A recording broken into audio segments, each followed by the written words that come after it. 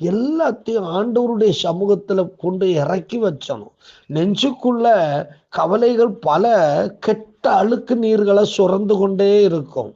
பல விஷயங்களை சுரந்து சுரந்து உள்ள தேக்கி இடிச்சோன்னா கடைசியில சுகரு பிபி எல்லாம் வந்து நம்ம ஒண்ணும் இல்லாம ஆகியிருக்கிறோம்.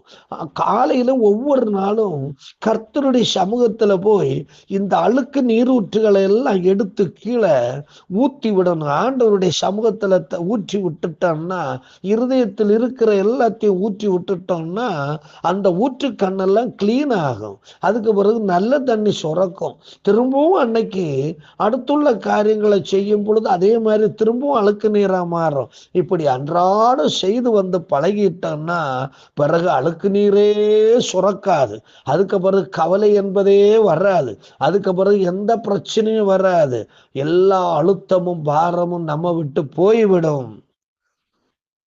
அவர் சமூகத்துல உங்கள் இருதயத்தை ஊற்றுங்க.